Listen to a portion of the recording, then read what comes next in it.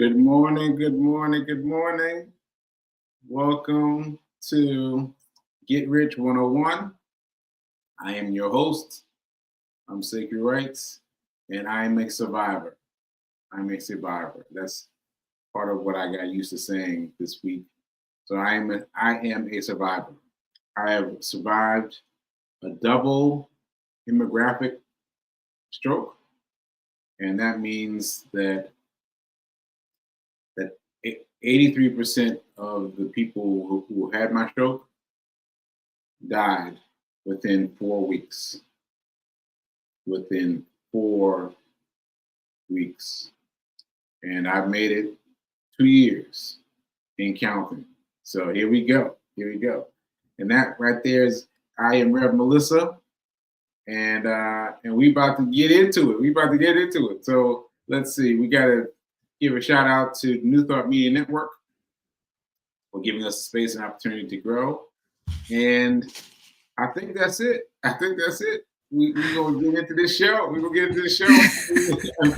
First of all, I'm so glad you're here. Because I was struggling trying to get up this morning. I was like, oh, thank goodness Mel will be there and she'll help me out. Well, good day. And I think we need some fireworks for your introduction. I think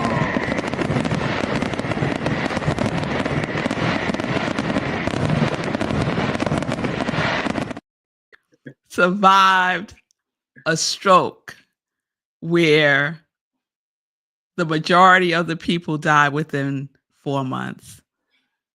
You know what? See, you invited me to speak to it. Fee has been calling me her hemorrhagic stroke person. And she's been introducing me this way. And it took me a long time. I just assumed this is another way of saying, some kind of stroke. But it took me the longest time before I Googled it and looked it up myself. Yeah. And I looked at it and I said, oh, I had to kept closing the computer. The computer, open it again, close the computer. And yeah, so folks, in case you missed what I said, a single hemorrhagic stroke person has an 83% chance of dying within 4 weeks. 83% 4 chance. weeks. Wow. And I had a double. So really, for me, it's 8.5%. Really, like if you really want to get down to it, I mean, I survived on 8% chance. That's incredible. That is incredible. Yeah. Ashe. Oh, I could say so much about that, Sekou, but what do you want to talk about Go today? ahead. Let's go. Because it really rocked me. Because this is like a weekend. I mean, I've had a stroke for 2 years, but me getting into hemorrhagic stroke has just been a week, and I've been like, I've been tripping. Yeah. So yeah, go ahead, man. What comes to my mind is not too long, maybe 6 months or so, not even that long after you had the stroke, you would say, and I don't know if you recall saying this, but you would talk about how you prepare for your future self. And so there were all these things that you were doing before you had the stroke, like writing Hack Your Pain, like stopping drinking, like really getting serious about your spiritual practice and your relationship with the Most High, like walking, running, jumping rope, every single day. Every single day, you were doing something physical before you had the stroke. See, some people don't know. They think that Sekou started running every day after he had the stroke. But let me tell you something. He started this journey long before he had the stroke. It got serious, Sekou. Yeah. In 2019, 2020. 409 days before the stroke. Yes. 409 Yes. days. Yeah. So the present self that was Sekou back then was preparing himself for his future self, the Sekou who had 2 strokes. Woo. And this is Sekou, boy. This is like but see, this is the thing. We think that we need something, and some of us do, need something dramatic and traumatic to occur before we step fully into what is ours to do. And Sekou, you had stepped into what is yours to do before you had the stroke. And so I just want to remind you of that, because there's a lot of emphasis that is put on after you had the stroke. But I'm a witness. I'm a witness to how you were preparing yourself. You didn't know for what, right? For what? Who would have guessed that it would have been a stroke? Right? 8% chance. Come on. 8%. And the doctors told me ultimately that if I hadn't been running, that would have been it for me. If I hadn't been running 409 days, I would have been checked out on the 409th day. That's right. That would have been not drinking alcohol for, I think it was like 2 years, but at that point or something like that. Something like that. So a happy kidney, happy liver, happy heart. You know, come on now. But I would hope that whoever is listening now or listening to the replay will take from you the example, Sekou, of what we do today matters. What we do today matters. Our today is an indicator of what our future self will be and will need. Because you didn't know this before you had the stroke. You didn't know everything that you were doing every day as a commitment consistently and this boy, let me tell y'all. Let's talk for a minute. Let's talk. Rain, snow, tornado. I'm not exaggerating when I say tornado. He would be out in the streets, running, walking, jumping rope, doing push-ups, y'all. Like he was all in. He was all in. And so, you know, today is January 1st. It's the new year. And, you know, that first day of January, everyone's all hyped and they all in, right? And then January 2nd come. Right. It gets iffy. It gets real iffy. Yes. Yeah. So, Sekou, you are like a living testament of what we do today. Is an indicator of what our January 2nd will be, January 3rd will be, January 4th will be, and so on and so on and so on. Ashe. It's magnificent. Whoa. You know what this reminded me of, Mel? I was hanging out with Rush yesterday. And great show with Rush yesterday. I love that. Completely random. He's like, "You want to get some coffee?" I was like, "You want to do the show with me? Because I gotta do the show." He's like, I said, "Yeah, come on, man." And he did it, and it was good. It was good. We gotta do that show again because it was good. Yeah. So I was hanging out with him yesterday, and he told me about the nurses, and I was like, "The nurses? What do you mean?" It's like, "Man, I used to come in to see you, and they'd be like, hey, excuse me, sir. We need to talk to you." And they would be like, he would be like, I got scared, right? You know, they would call him over, And they were talking about my insistence.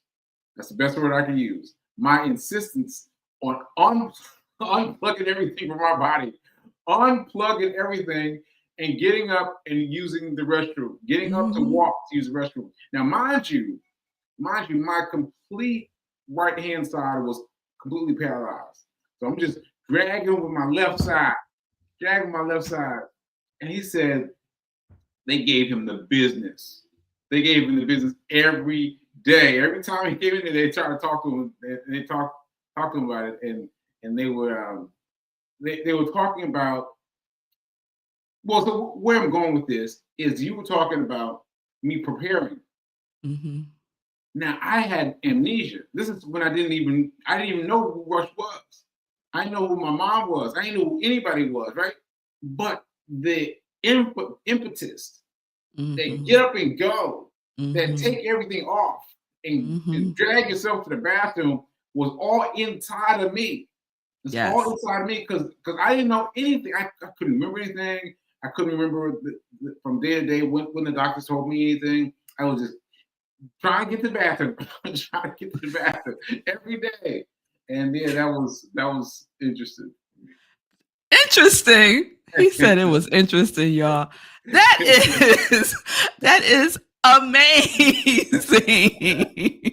That is awe. I am in awe of all of that. And it just goes to show that your commitment and your insistence before the stroke was so you had embodied that. So it didn't matter that you had amnesia because the essence of who you are remembers. And oh my God, that's another lesson for all of us. We think we forget who we are. Yeah. But there is an essence within us that remembers, always remembers. And sometimes we got to forget everything that we think that we know and just rely on that knowingness. That knowingness that doesn't have all the baggage and all the ideas and all the limitations and all the limiting beliefs. Like, forget about that. And you had this, and I know me saying this might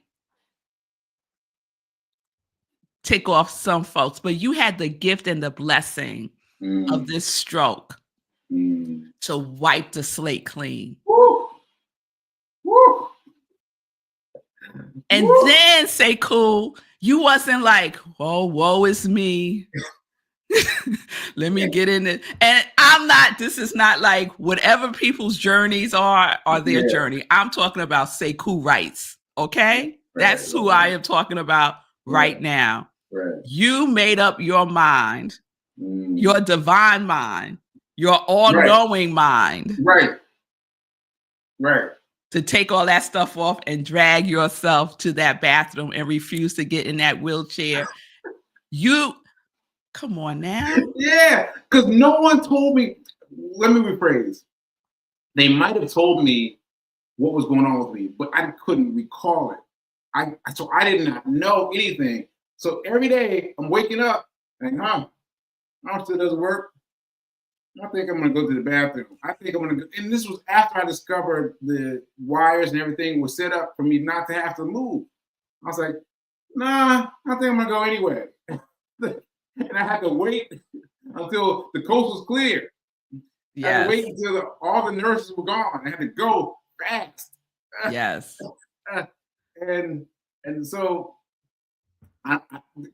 you're speaking to me. You're speaking to me because I mean the essence of who I was had been so ingrained in me that I was willing to fight for this that I didn't know.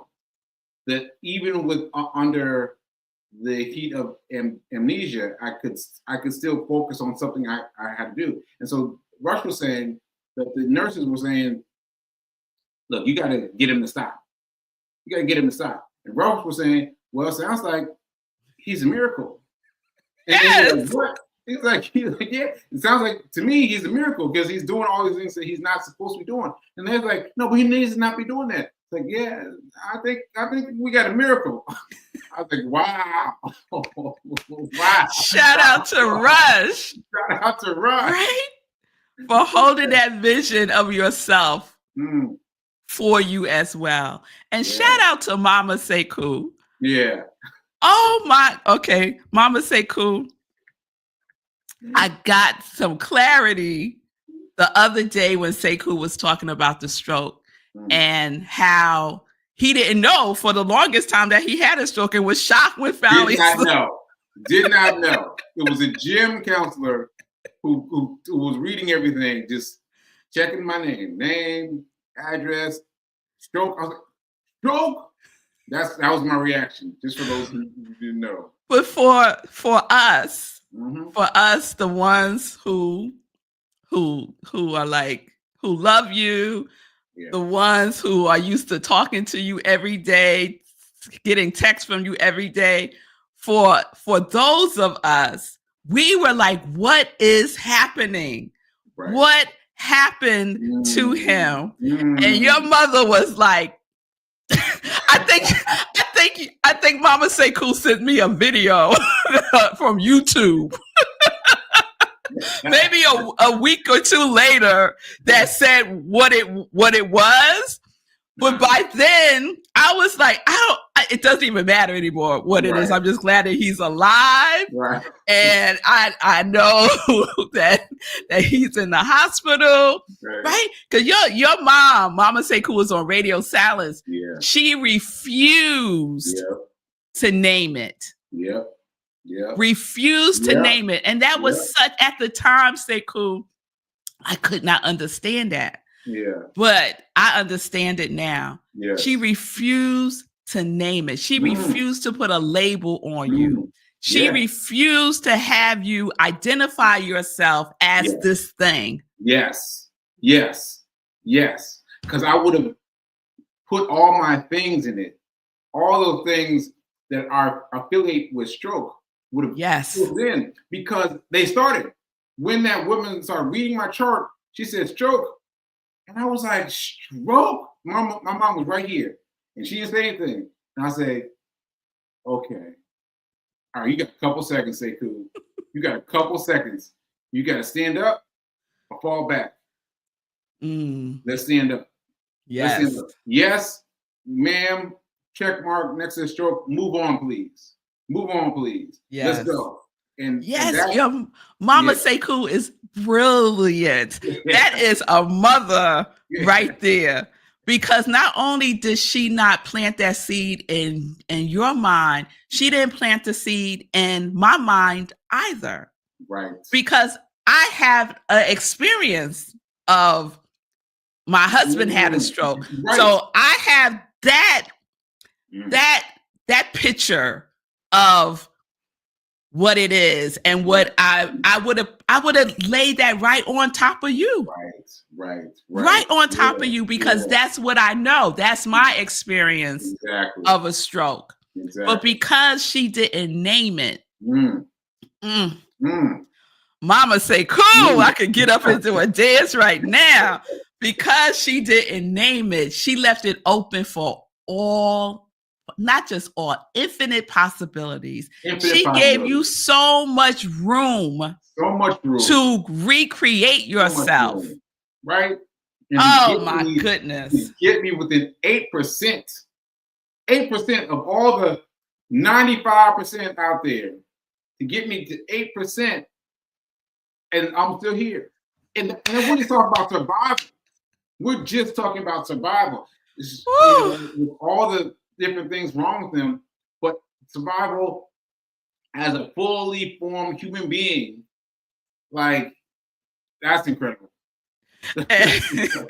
And I'm giggling because so Sekou had the stroke July 14th, 2022. Marco and the girls and I went to Martha's Vineyard. In August, we go every year in August towards the end of the month. of August, and Sekou's father, Papa George, has the Morrison Golf Classic, the family golf classic. Yeah. And Sekou didn't go. Yeah. Because he was recovering very much from the stroke, right? Yeah. And so since we were out there, I went to represent him, right? Which is hilarious because just about everyone that was there was his family, right? Okay. But I'm going to represent him, right? So I go. It was on Cape Cod. And I was shocked because so many people, Sekou's family, were asking me what happened. Wow. And I was like, what? Wow. What happened? And I was like, well, if they don't know, I'm not telling them.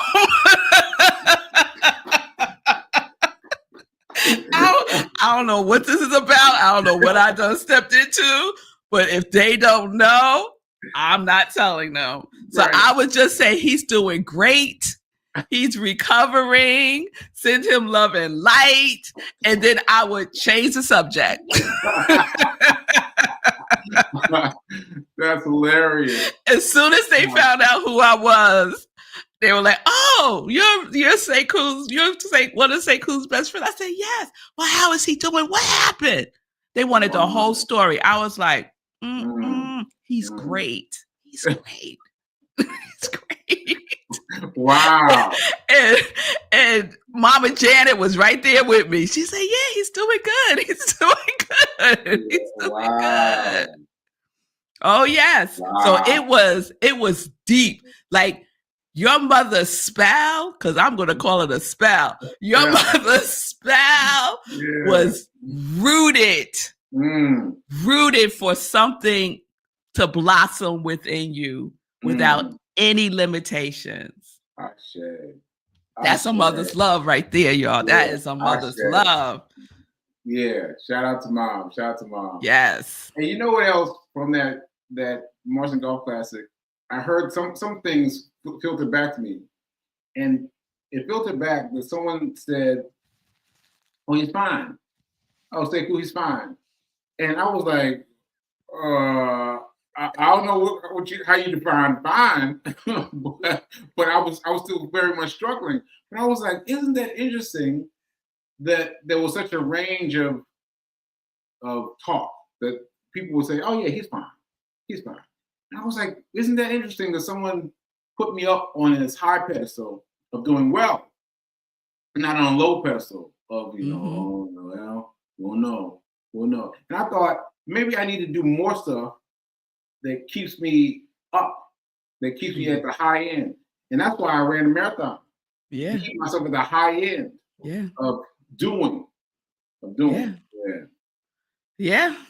That's such a testimony, and what I love about it also is you keep unraveling it.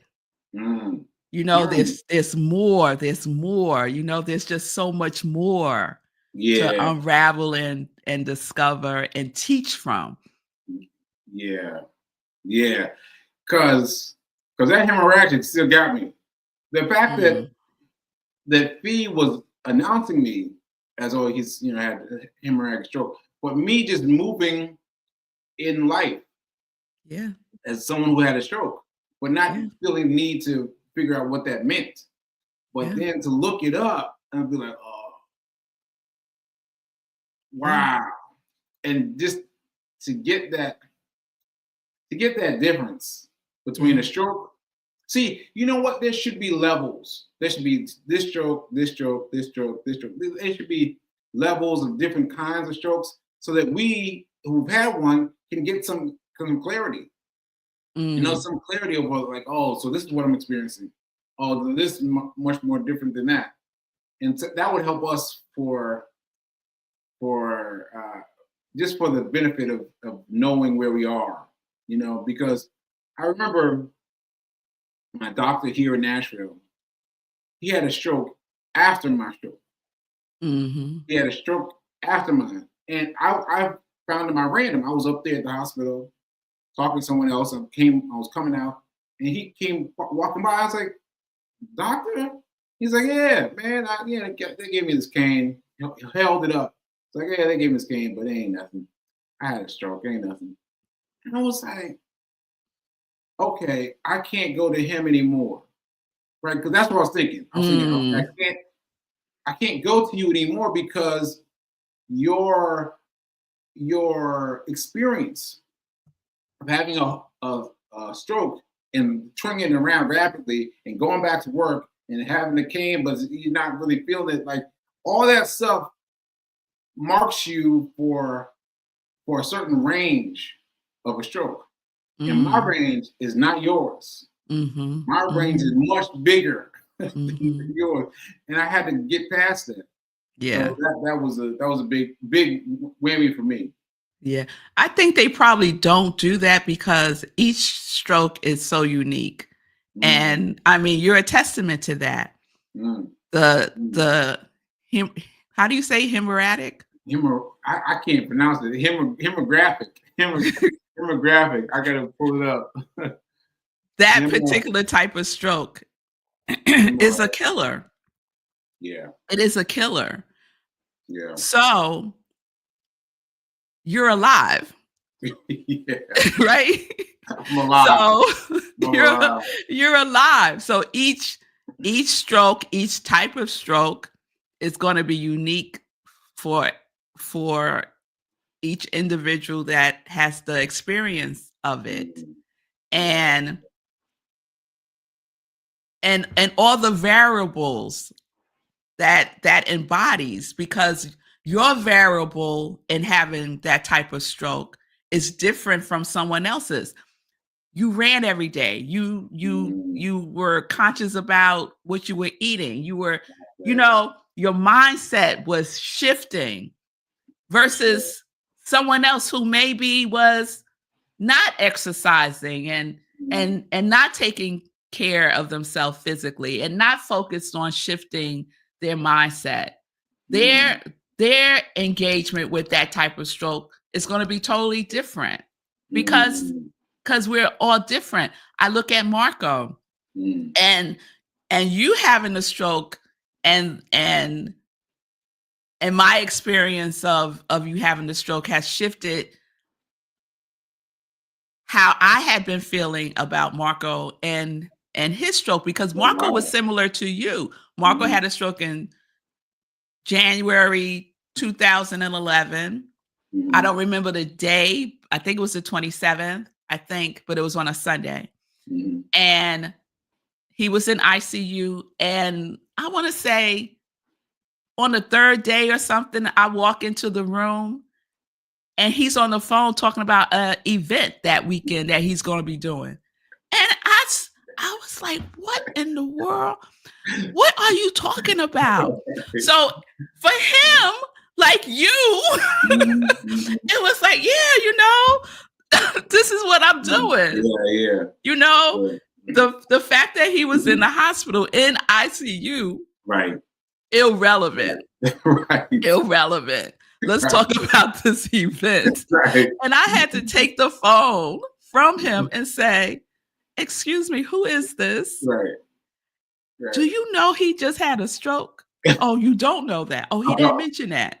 Oh, yeah.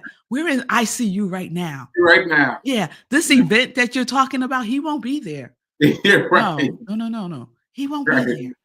Right. And Marco's laying there looking at me like, what is going on with her? Right. So each individual's experience and relationship with a stroke, a heart attack, any life-changing event, life-altering event is going to be uniquely your experience.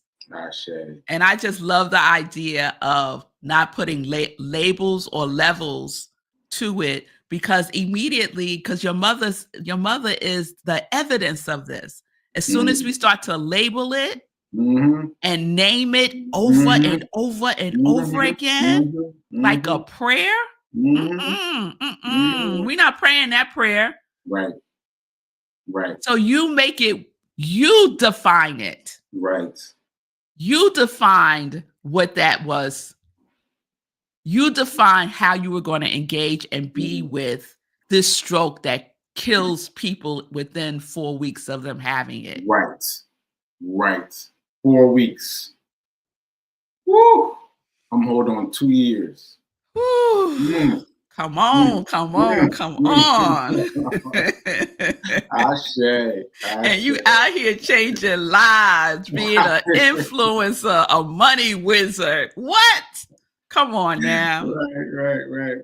Well, say, cool. We didn't talk about money today. Yeah, we just talked about us. We just talked about this feeling.